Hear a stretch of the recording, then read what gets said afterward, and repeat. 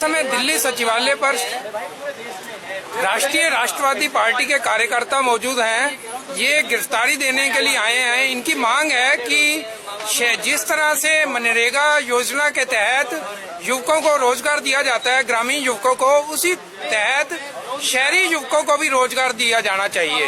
ये 120 दिन की गारंटी की मांग कर रहे हैं दिल्ली सरकार से। पिछले 4 वर्ष से ये संघर्ष कर रहे हैं, लेकिन कोई नतीजा नहीं है। सरकार इनकी कोई मांग सुन नहीं रही है। इन्होंने पिछले वीरवार को भी यहाँ पे धरना दिया था और गिरफ्तारी दी थी। हमारे साथ दिल्ली प्रदेश के अध्यक्ष भी मौजूद हैं, हम उनसे बात करते हैं।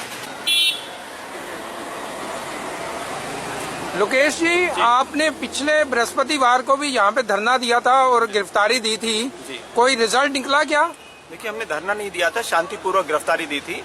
धरना प्रदर्शन हम पहले जंतर मंतर पे कर चुके हैं। उससे पहले सरकार को कई तरीके से लिख चुके हैं, पूरे डॉक्यूमेंट्स सरकार को हैंडओवर कर चुके हैं कि इसकी व्यवस्था कैसे हो सकती है। ये युवा के स्वाभिमान की लड़ाई है। आज युवा की फीस तो पेरेंट्स भर देते हैं, लेकिन उसके बाद बेचारे को बस का किराया पेरेंट्स से मांगना है, कोई फॉर्म भरना है पेरेंट्स से मांगना है, कोई दोस्तों को चाय पिलानी है पेरेंट्स से मांगनी है, तो उसका स्वाभिमान कहाँ रहेगा। हम ये कह रहे हैं कि जिस तरह से बहुत सारे देशों में ऐसी व्यवस्था है कि आप पढ़ाई करेंगे, पढ़ाई के साथ साथ आप कुछ घंटे काम वहाँ फिक्स है कि आपको करना ही है। हमारे बच्चे यहाँ के नकारे नहीं, हमारे भी काम करेंगे, या वो लायक जो ज्यादा लायक नहीं है।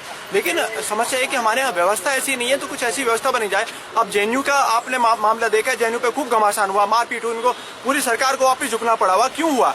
आप उनकी फीस बढ़ाने के बजाय उन लोगों को कंपल्सन लगाइए कि आप इतने घंटे करके अपनी फीस का पूरा कीजिए इसको।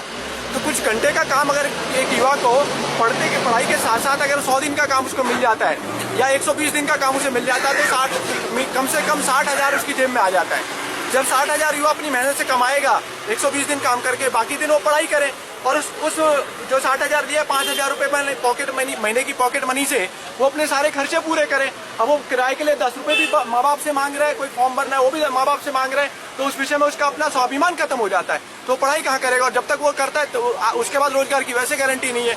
तो हम ये कह रहे हैं कि आप सरकारी कर्मचारियों को लगाते हैं, स्कूल टीचर्स को लगाते हैं, दुनिया भर के काम पे उनका काम छुड़वाता है। स्कूल टीचर ना स्कूल में पढ़ा पाता है, ना वो ढंग से काम कर पाता है, दोनों जगह के पैसे उसको मिलते हैं, तो उसकी जगह हमारे युवाओं को क्यों ना लगाएं? तो आपने दिल्ली सरकार को कोई पत्र व्यवहार किया?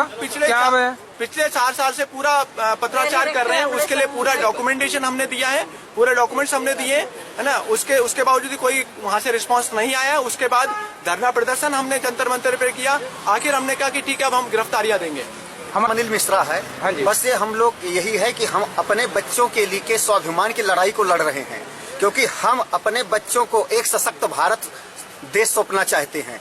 अभी क्या है कि अरविंद केजरीवाल जी ने होर्डिंग बैनर पे 7400 करोड़ रुपए बर्बाद कर दिए देश के, हमारे दिल्ली के लोगों के। और इसके लिए जो मांग है हमारी शिक्षित रोजगार गारंटी, मात्र 5400 करोड़ रुपए जो है इस पे खर्चा आना है, लेकिन दिल्ली सरकार कह रही है हमारे पास फंड ही नहीं है। होर्डिंग बैनर के लिए इनके पास खूब फंड है, खूब पैसे बर्बाद कर रहे हैं। बिजली पानी आज दिल्ली सरकार फ्री दे रही है। अभी ये सामने बाथरूम बना है सचिवालय के सामने, यहाँ पानी नहीं है। अभिभावक गिरफ्तारी दे रहे हैं, तो युवाओं को क्यों नहीं लेके आए साथ में आप? हम लोग युवाओं को पहले से मना कर रहे हैं, हमारे साथ युवा ना आए, क्योंकि ये पुलिस का मामला बन जाता है। अगर मान लो पुलिस जेल भेजती है तो उनका करियर खराब हो सकता है। हम अब अभिभावकों से जो है हमारा निवेदन है, अपील कर रहे हैं कि उनके पेरेंट्स आए हमारे साथ, बच्चे हमारे साथ ना आए।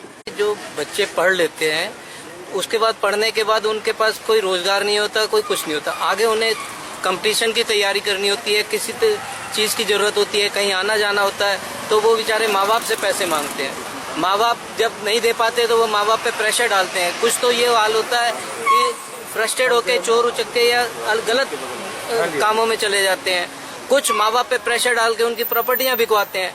तो इन सब चीजों से बचने के लिए बच्चों को अगर 120 दिन का रोजगार गारंटेड मिल जाती है, तो उनका खर्चा और आगे कंपटीशन वगैरह की तैयारी की उनके पैसा आ जाएगा और वो गलत रास्तों पे नहीं जाएंगे। में जो आज गिरफ्तारी का ये कार्यक्रम है शिक्षित रोजगार गारंटी की योजना को लेकर, ये जायज मांग है। एक्चुअल में अगर कोई युवा पढ़ लिख गया और उसको शिक्षा रोजगार की कोई गारंटी नहीं है, तो सरकार के होने का क्या फायदा? तो ये जायज मांग है और इसको सरकार को मानना चाहिए। शिक्षित जो युवा हैं उनको रोजगार की गारंटी दी जानी चाहिए।